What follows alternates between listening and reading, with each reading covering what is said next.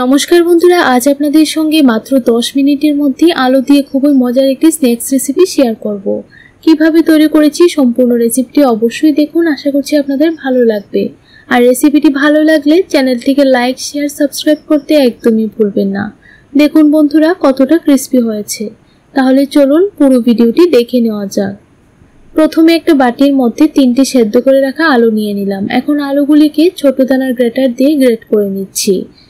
আপনারা চাইলে হাত দিয়ে ভালো করে ম্যাশ করে নিতে পারেন। এখন এই আলুর মধ্যে দিয়ে দিচ্ছি 1 কাপ সুজি। সুজিটাকে আমি মিক্সি জারের মধ্যে গুঁড়ো করে নিয়েছি। অবশ্যই সুজিটা গুঁড়ো করে নিতে হবে। এখন একটা বড় সাইজের পেঁয়াজ কুচি দিয়ে দিচ্ছি।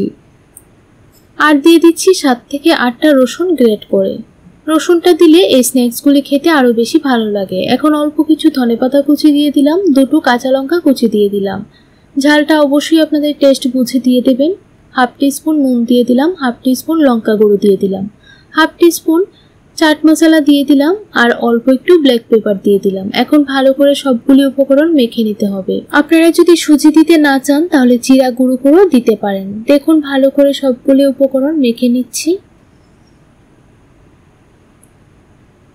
ভালো করে মেখে নিলাম। এখন 2 টেবিলস্পুন দিয়ে দিচ্ছি কর্নফ্লাওয়ার।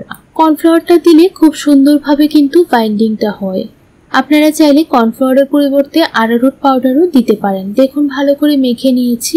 এখন একটা বাটির মধ্যে 3 চামচ দিয়ে নিচ্ছি ময়দা। আপনারা চাইলে ময়দার পরিবর্তে কর্নফ্লাওয়ারও এখানে ব্যবহার করতে পারেন। অল্প একটু চিলি ফ্লেক্স দিয়ে দিলাম, অল্প একটু নুন দিয়ে দিলাম। এখন ঘন করে একটা ঘোল তৈরি করে নেব। খুব বেশি জল দেবেন না, একেবারে অল্প অল্প জল দিয়ে এরকম ভাবে একটা ঘোল তৈরি করে নিতে হবে। দেখুন এরকম করে তৈরি করে নেবেন। এখন একটা মিক্সি জারের মধ্যে 1 প্যাকেট ম্যাগি নিয়ে নিলাম। ম্যাগিটাকে একটু গুঁড়ো করে নেব, খুব বেশি গুঁড়ো করব না। দেখুন এইরকম ভাবে তৈরি করে নেব। এখন হাতের মধ্যে অল্প একটু তেল লাগিয়ে ডোটা থেকে অল্প অল্প ডো হাতে নিয়ে নেব। তারপর ভালো করে গোল করে নেব। আমি এখানে লেবুর আকারের মতো নাস্তাগুলি তৈরি করছি। আপনারা চাইলে আপনাদের পছন্দ অনুযায়ী যে কোনো শেপে আপনারা নাস্তাগুলি তৈরি করতে পারেন। দেখুন একটা নাস্তা তৈরি করে নিয়েছি। এখন ময়দার ঘোলটার মধ্যে দিয়ে দিলাম, ভালো করে কোট করে নিয়েছি। এখন ম্যাগির গুঁড়োটার উপর দিয়ে দিলাম। ম্যাগির গুঁড়ো দিয়ে খুব ভালো করে কোট করে নিয়েছি। এখন এক এক করে সবগুলি নাস্তা কোট করে নিলাম।